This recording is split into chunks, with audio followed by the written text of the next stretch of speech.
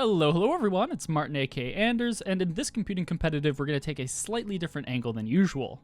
Looking at the VALORANTPAGE Open that happened over the last couple of days, they had a very unique element: Riot-sanctioned agent bans. Now, we've seen agent bans before, coming out of Southeast Asia with things like the Ashwinder Extreme Masters as well as the KJC esports events. However, this is the first time that they've had Riot's overt blessing and that we've seen them in NA. This is also going to be a great primer because Knights is running a closed version of this event with a 25k prize pool that kicks off in just 2 days. I was fortunate enough to get behind the scenes access where I was manually collecting all of the agent ban info here over something like 10 hours across the event's duration, and now I'm bringing it all to you. Let's jump right in.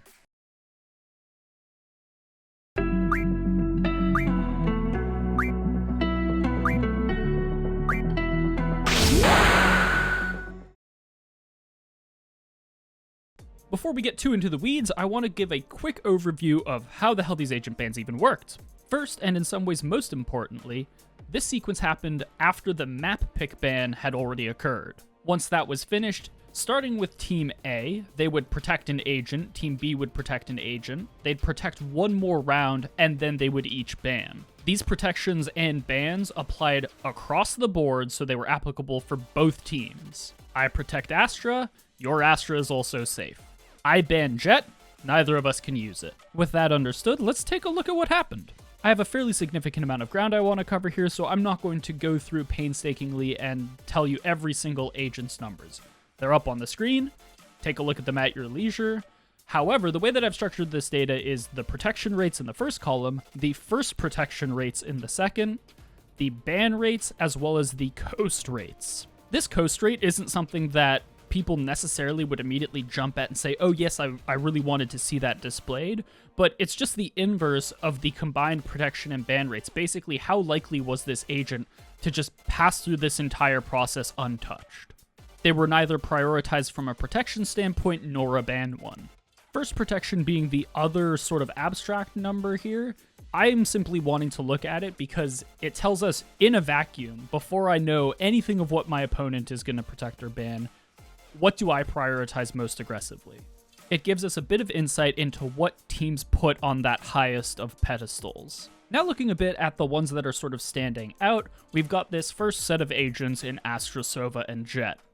The top 3 most protected agents, and by fairly landslide margins at that, a full 25% plus margin between them and the next highest. This probably shouldn't be a surprise to anybody, as these are really 3 core agents to the fundamental way the game is played at a professional level right now, and it has been that way for the last couple of months.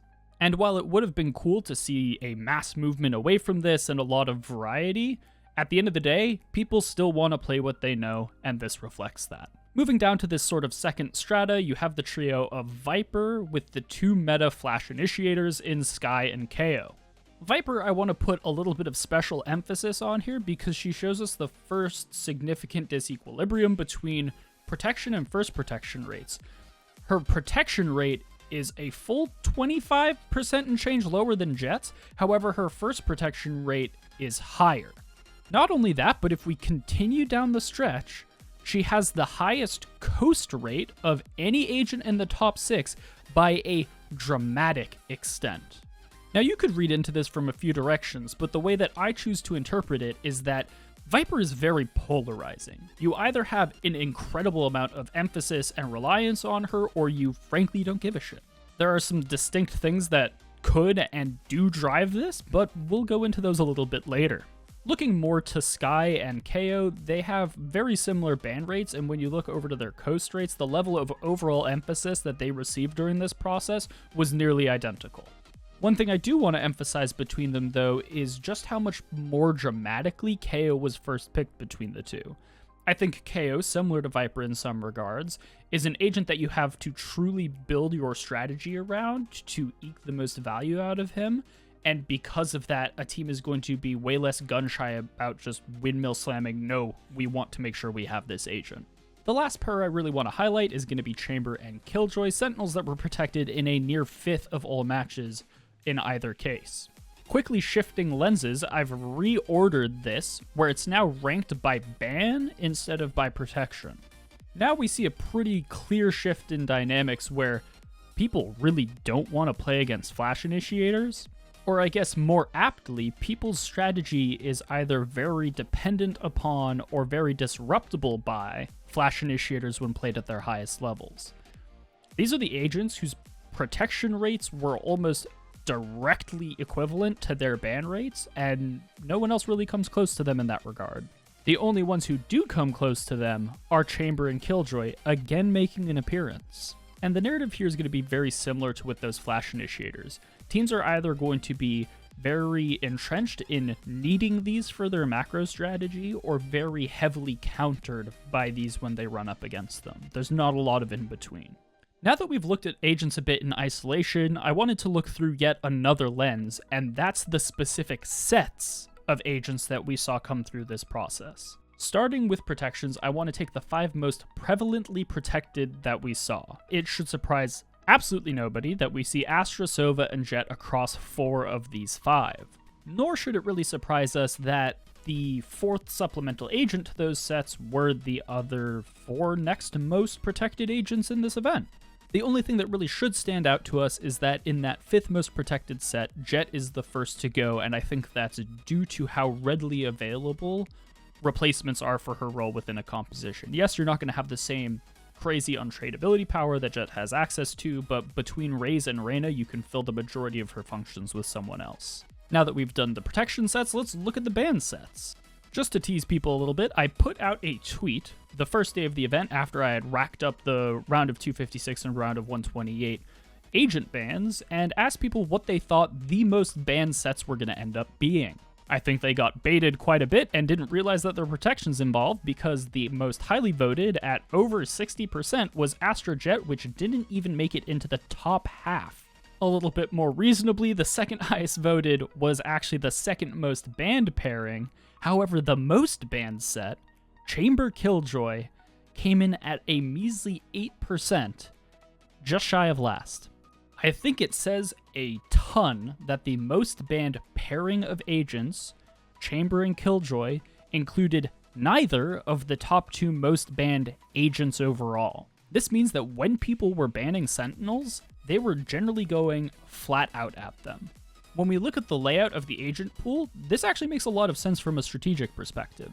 You've got 4 controllers, 4 Sentinels, 4 initiators, 6 duelists. And then if you look within those subcategories, the 4 controllers are all proper controllers, the 4 initiators are all proper initiators, but then you look at the 4 Sentinels. You've got 3-ish of what I would call true Sentinels.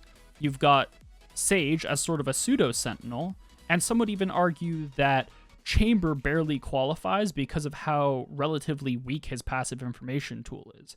So if you start chopping away at those Sentinels, the rate at which you're going to be able to reach and limit their key piece of value, the passive information gathering, is way more available than you would be able to get with any of the other silos. What this ban pairing literally does is say, if you want to play a passive information Sentinel, you better have Cypher prepped on all of your maps. Then we get to the second set of agents that I really want to talk about, who occur clearly a ton throughout this top 5, KO and Skye.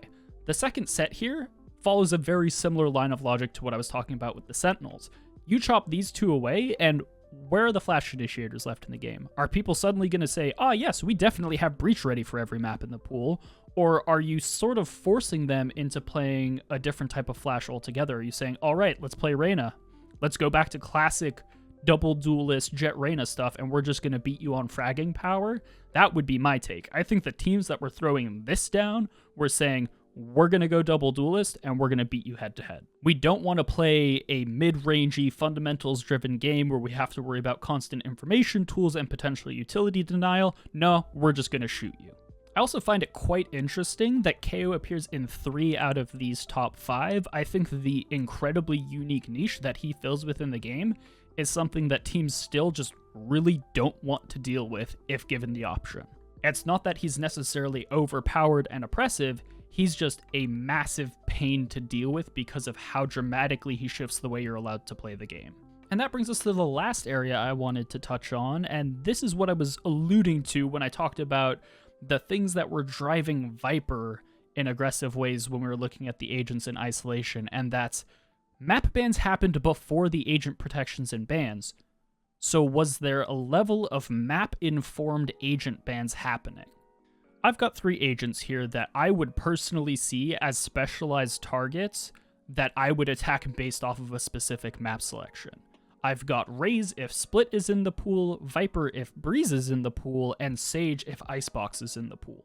If we look at Raze first on Split, overall, her protection rate was just shy of 6%. If Split was in the pool, that spiked to almost 11. If we look at her ban rate, overall it's just shy of 10%, add Split, almost 22. We already see that there was a pretty glaring shift in teams' approach to this agent ban when there were specific maps involved. Looking at Viper's protection rates on Breeze, overall she saw a 40% protection.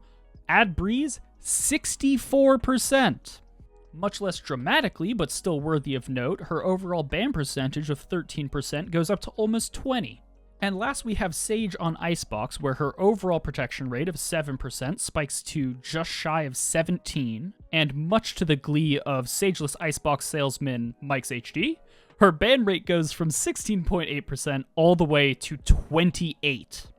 If you distill this down to a net increase in priority, how much it was seen overall, how much its coast rate was decreased, Raze saw an increase in priority of just shy of 17%, Viper saw an increased priority of almost 30, and Sage saw an increase of just over 21.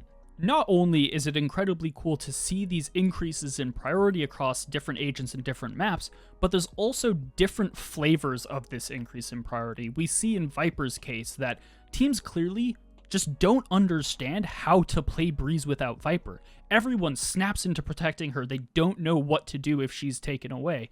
And then you look at the flip side of that.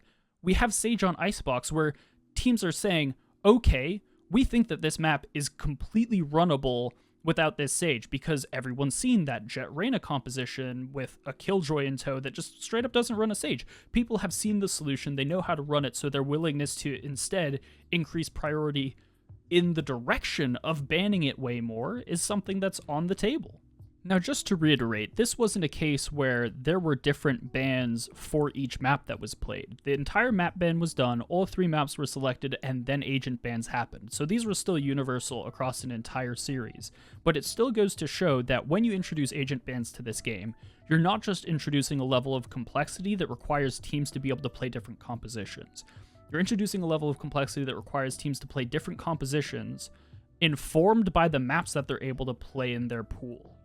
Alright, that will about wrap us up. First off, a huge thank you to SFX, the Knights admin who gave me the backstage access I needed to pull all of these numbers together. Again, they're going to be having the closed version of this event, a 25K with many of North America's biggest guns coming up on the 20th, 2 or I guess 1 day when this video comes out away.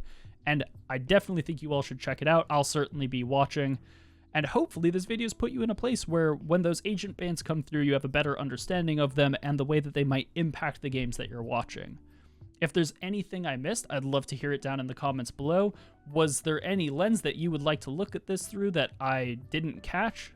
For instance, if there was more of it played, I definitely would have wanted to look at the map-informed breach ban rates if we had seen a lot more Fracture being played. Stuff like that is super interesting to me, and again, these were Riot-sanctioned agent bans. It's cool to look to the future and say, if Riot's already endorsing these being used on a smaller scale, how far are we from them being part of, say, the main circuit VCT? Clearly there's a lot of layers to it, and it adds a lot to the games being played, so hopefully it's just a matter of time. Fingers crossed. One last thing before I close out. This channel has memberships. Huge thank you to my 2 current members, Colin Torbis and Nahid Rumi. Being a member here gets you access to my take on a ranked agent tier list as well as a couple other cool perks, and it keeps this content flowing. As always, thank you so much for watching, and I'll see you in the next one.